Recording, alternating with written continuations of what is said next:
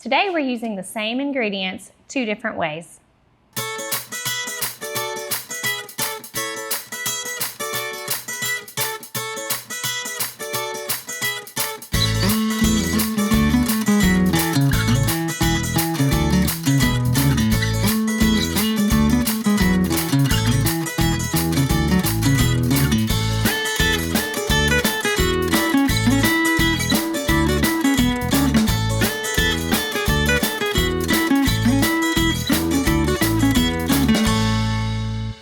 Hey guys, welcome back to At the Table. Sydney here, and today, in honor of fall, we have 2 very fall recipes. They are extremely similar, so I thought this would be fun to really showcase how different, how the same foods can taste different depending on what you pair them with, and also the temperature that you're serving them. So our first recipe is a recipe from, I think it's Skinny Hangover is her handle. Her name's Olivia, and she has a autumn bowl that is going to be heated. So we're going to heat some kale, we're going to add some chicken sausage, some onions, but it's very similar in the ingredients that we have for our second recipe, which is another autumn bowl, but it is more of a salad. So for that one, we are actually going to be also using kale, but we will be dressing our kale. Meaning we're going to add some dressing to it, and then we are also going to be adding some other ingredients on top. So this one will be cooked, that one will be kind of raw, and they're going to have totally different flavors, but very similar ingredients throughout. So we will go ahead and get started. I did do quite a bit of prep work ahead of time. So this recipe calls for butternut squash, and I went ahead and cooked our butternut squash in the oven. If you've never used butternut squash, I encourage you to try it. Fall is a great time to jump into butternut squash and start using some of these more fall gourds that are available right now. It is very sweet, but a little different than, if you think of like a sweet potato, but not quite as sweet as a sweet potato, but still has a lot of flavor. I don't know quite how to explain it. But it is absolutely one of my all-time favorite vegetables. There are also other, what we call gourds out there, squash out there. So we've got acorn squash as well, very, very similar to your butternut squash. But to me, that one's not quite as sweet as your butternut.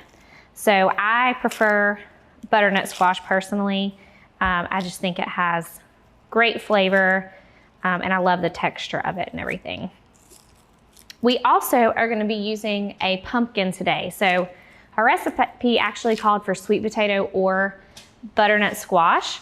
And I saw some pie pumpkins in the grocery store, and I was like, I need to get one of these to show it on the show. So it is also very similar to your butternut squash, your sweet potato, but it's just a different variety, and you know, everyone has different taste preferences. So you might taste it and maybe you like pumpkin better than you like butternut squash or whatever the case may be. So I encourage you to try different things, and it definitely just kind of opens up our options, especially when things can be so costly in the grocery store. If one of those things is on sale versus the other, and you know, let's say your recipe calls for butternut squash, but it's not on sale, it's kind of pricey, but sweet potatoes are on sale, or acorn squash is on sale, try the other, try acorn squash, and I promise it'll still flow with the recipe that you're doing, and maybe you'll like it even better. So what I'm doing first is just cutting up my onion. Both of these recipes call for quinoa. I went ahead and cooked both of those ahead of time. So we are using a tricolor quinoa for this recipe. And for our second recipe, we're just using your basic white quinoa. But I wanted to show y'all some different color variations of those and just how it can really change up the look of your dish. Flavor-wise, to me, they taste very similar. They're about the same. Your white quinoa may be a little bit more fluffy than the other. I have a friend who doesn't like the tricolor quinoa because it reminds her of ants. Gross, you know, we don't want to eat ants. I don't think it looks like ants, but to her it does. So if that's you, if you have preferences that way, then you know there are other colors out there and they pretty much all have the same taste. So I'm just throwing my onion into the pan,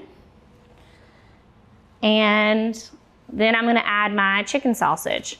So this was the only kind that I could find in our grocery store. It's like a cheddar chicken sausage.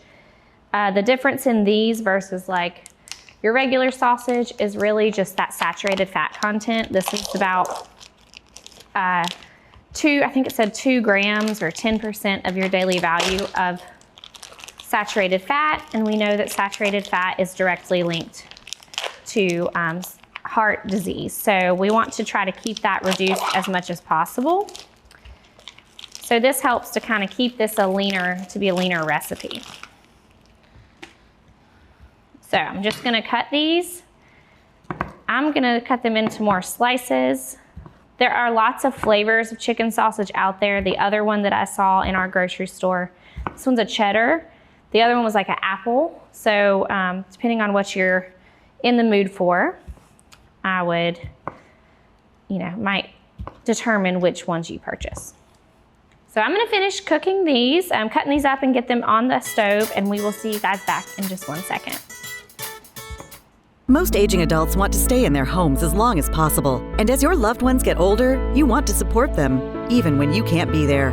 Star is proud to offer Star Alert. This new system is now mobile and has GPS compatibility, so your loved ones can live their lives and you can have peace of mind, knowing they can get the help they need with just the simple push of a button. The new Star Alert also offers automatic fall detection, so help will be alerted even if they can't press the button. Call and ask about Star Alert today. Hey guys, welcome back. So we have our onions and sausage cooking here. They're pretty much done. It looks good, smells good. What we're gonna do next, I'm gonna let this cook for just 1 more minute. And while that's cooking, I'm gonna go ahead and cut up my garlic. So we're just doing 1 clove of garlic that you're gonna mince. You can also, of course, use the jarred garlic here if you prefer to do that.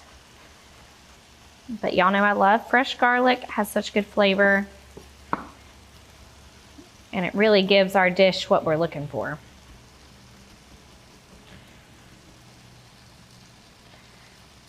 So we're just gonna add this, and then, we're gonna add our kale first. So I have about 4 big handfuls of kale, which really ends up being about a big bowl of kale.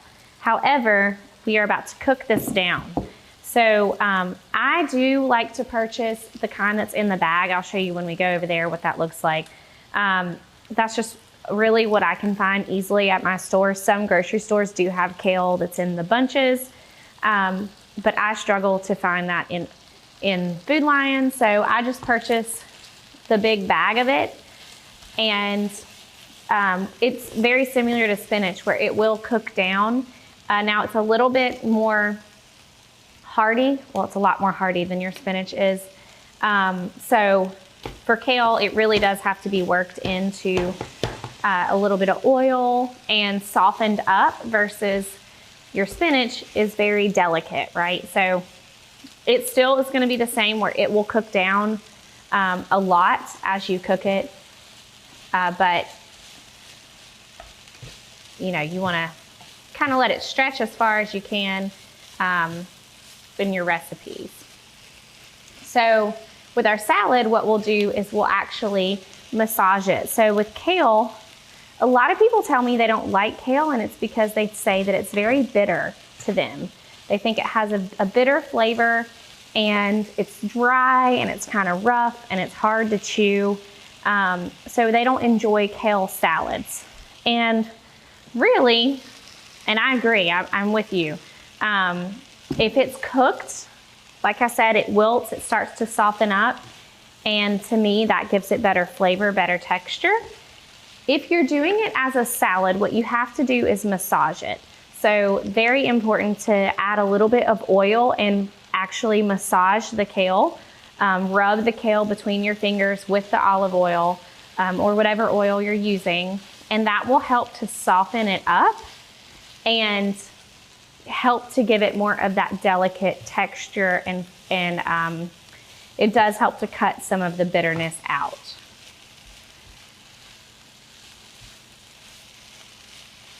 It's getting nice and bright green. It's looking good. And it smells delicious. All right, I'm gonna go ahead and add in our garlic here.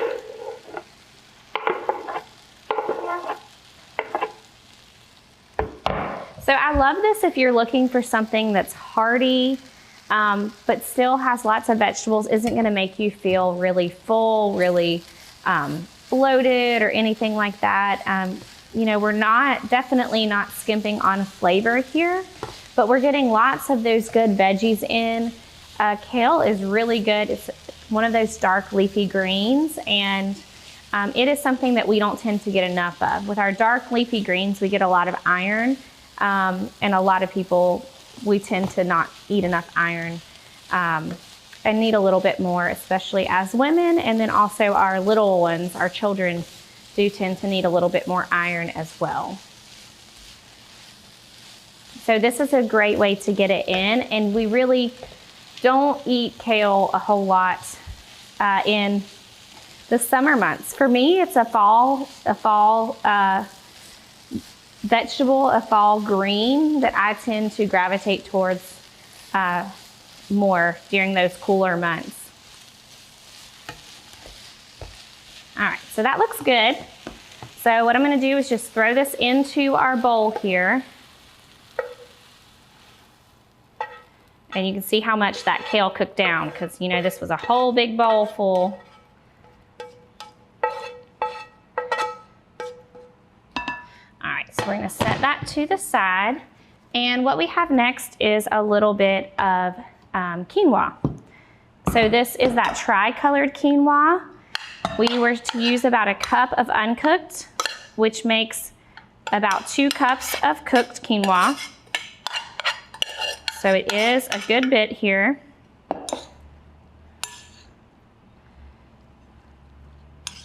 I'm gonna stir that all around. How you know your quinoa is cooked is if you look at the grain itself, it'll have this little spiral around it, and that tells you that it has been cooked through. And of course, make sure your water's all cooked out and everything. It takes about 15 minutes for quinoa. It's not super long. And quinoa has a very nutty texture. I think it's delicious in things. I'm not big on it by itself, like as rice or something. I think it tastes much better in a recipe. And this has such pretty color already. And then we have a little bit of goat cheese. So this recipe calls for this whole container. I'm actually gonna be using some of this for our other recipe as well, so I don't wanna use it all. So I'm just gonna use about half. And then next I have, and I'm gonna step over here and just grab this real quick. This is my pan of butternut squash and pumpkin. And hopefully you guys can see, maybe if I move you up here, you can see the variation. So it kind of looks the same. Maybe it's very hard to tell, but the little bit darker is gonna be our butternut squash. This lighter is our pumpkin. So a little bit more yellow. Butternut squash is a little bit more orange. So we're gonna take a quick break. I'm gonna get all of this butternut squash in here, and then we'll see you guys back to finish this up and dress it. Eastern North Carolina is a beautiful place where we gladly choose to call home, and we strive to provide the best communications services. STAR is committed to improving communications to all our service areas because we want to improve the communities where we not only work, but also live. STAR Communications. We are neighbors serving neighbors. All right, we have our butternut squash inside of our bowl. So everything is in. The last thing, and this is totally optional, honestly, this would be delicious just as it is, like this. But the last thing we're gonna do is kind of dress it. So we're gonna add a little bit of apple cider vinegar and honey to this. Just gonna mix it in just a little bit, and then I'm gonna add in those two things. And we're just gonna drizzle it lightly with those two things.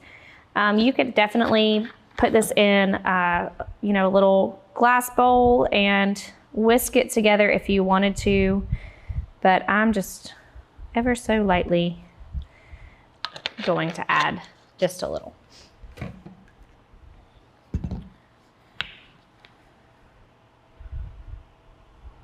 And really, to me, the butternut squash and the cranberries would be sweet enough. You might not even need the honey. So you could always taste it ahead of time and just determine for your preferences, what you would like. But it looks delicious. It's got really great flavors in here. We've got really pretty colors. I love any type of salad or bowl that has lots of texture. So we have kind of the nuttiness from the quinoa. We have the sweetness from the cranberries and the butternut squash. The squash also gives it that hearty flavor. Then you've got your protein with that chicken sausage that helps to give it that good meaty flavor that makes you feel satisfied because you've got your protein in there. And we've got the creaminess from the goat cheese. So very good, very tasty. I hope that you guys will try this one and enjoy it. I'm gonna set this to the side for now, and we're gonna start working on our second dish. I threw quinoa everywhere. So I did want to show you, I saved half of my pumpkin here. So this is what what they call a pie pumpkin or a sugar pumpkin looks like. They are much smaller, as you can see. They're not quite as orange inside. And this is typically what we used, whenever people say they eat pumpkin, this is what they would be eating.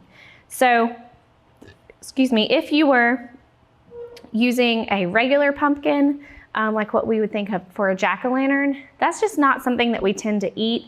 Those are not really our eating pumpkins. So I wanted to show you guys kind of what I typically do. It is difficult to cut, okay? So most of our squash are going to be a little bit more difficult to handle. It is easier if you have the whole pumpkin together to go ahead and peel it. You can also use a peeler here if you feel more comfortable. But I like to go through and just kind of slice off some big pieces and cut it all on the outside. Another option you have is to actually lay it face down in your pan. You would put some olive oil on the whole entire thing. You could do it face down or face up, and it will actually cook that way, and then your peel will just peel right off. Very easy. I've also seen folks who cut it, and I have done this myself.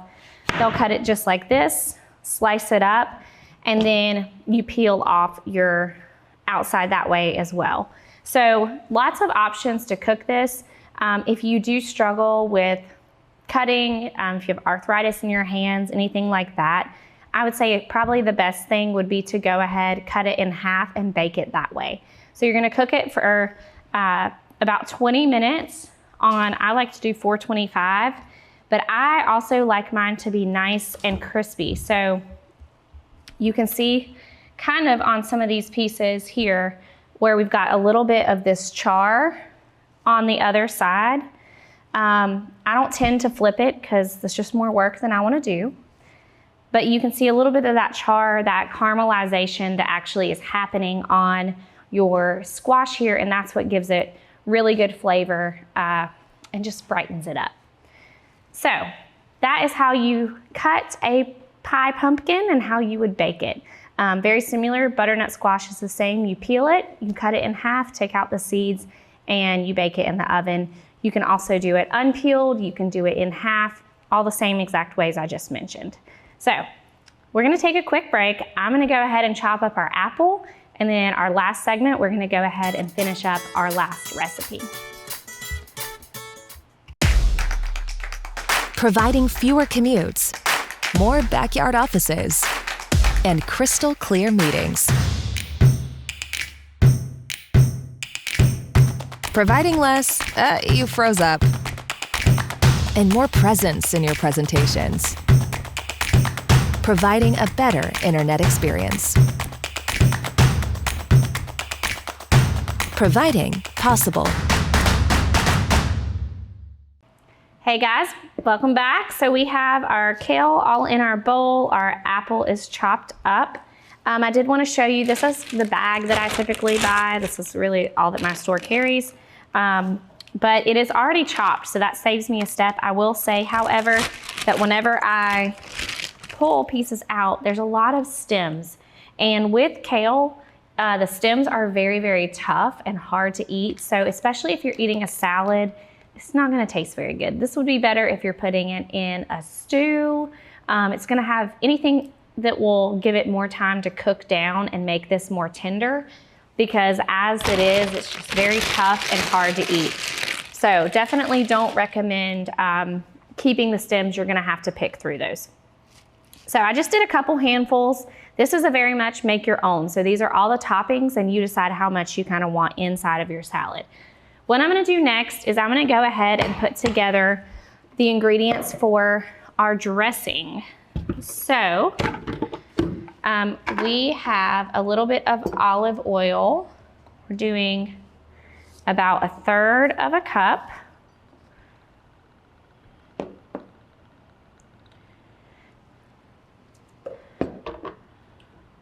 Very similar ingredients here to our other recipe that we had. And then we are doing a little bit of apple cider vinegar, just 2 tablespoons.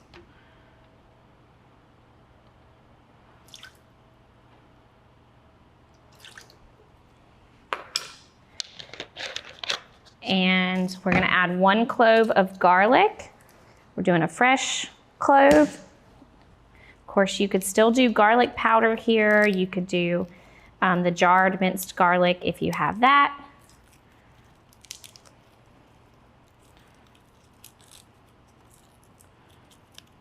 If I can get the peel off.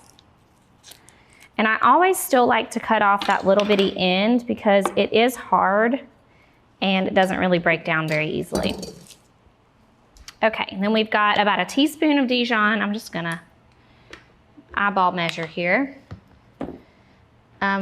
Calls for 7 sage leaves. I don't have sage leaves. I just have rubbed sage or ground sage.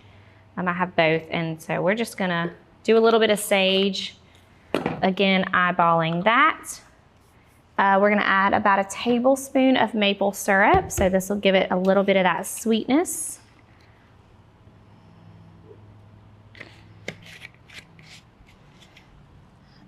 And some crushed chili flakes. And I'm just doing a little bit. I don't like it too spicy. All right, you could do salt and pepper here as well if you'd like. I'm gonna skip it. Our Dijon has a good amount of salt, and the vinegar also will give it some salt. So we're just gonna blend that up real quick.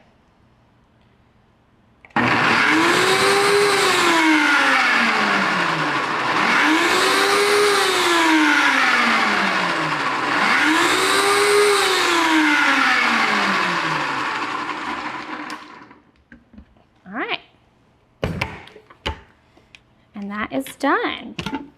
So if you have a nice high-powered blender, you probably don't need one this big, but that will, of course, help it to cook, blend down. And now we can use, I'm gonna use just a little bit here, and then I think I'm also gonna use just a little bit more olive oil, and I'm gonna do the rubbing that I was talking about. So when I mentioned massaging our kale, this is what I mean. So you're putting those hands in, and you were just massaging with your fingers, the oil in there, and this helps to soften up your kale so it's not so rough to eat. The great thing about this as well is because this is a rougher leaved vegetable, I guess you could say, it is one that you could do this ahead of time and you can leave it in the refrigerator, and it's not a salad that's going to get really runny or soggy, because it just starts to break down a little bit further over time, but it still holds its integrity. So the texture and everything is still good. So hopefully, if you're an anti-kale person, I'm gonna make you a kale believer today. That's our goal. But it looks good. You can kind of feel with your hands if it's starting to get nice and soft. So you can see that's about half of what it looks like in the bowl originally. So I'm gonna try to wipe off my hands here. A little messy. So now, last thing is just our toppings. So we've got, this is that white quinoa that I mentioned. Gonna add a little bit of that in there. We're gonna add our pumpkin. So again, this is to preference how much you want on top. I think I'm actually gonna do a good bit. I would say that I've made about, well, it depends on if this is a side salad or full salad. This to me looks like about 2 servings here. All right, then we've got a little bit of dried cranberries. And I'm gonna add some pecans to this. Could also do walnuts, that would be really good in here. If I can get these open. Might need an assistant to help me with these. While he's doing that, I'll start working on our goat cheese. Just a sprinkle here. And some apples.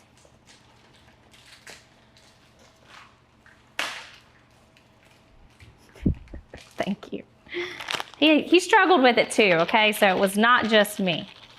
All right, these are already chopped, so that saves me a little time. You could do the whole pecans, you know, whatever you've got on hand, don't make it complicated. So last thing, I'm gonna do a little bit more dressing on top.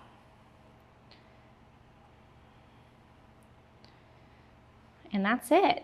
So very similar salad, but still, or similar bowl, harvest bowl, but a little bit different. So we've got very similar ingredients. We've got our squash, we've got our kale, we've got our goat cheese, our cranberries. This one we added some nuts to it, but it's gonna have totally different flavors here. So I encourage you to try things in a different way. Heating them is gonna change the texture and the flavor, and that is part of the fun of food. So I hope that you enjoy these. Let us know, and we will see you guys back on At the Table.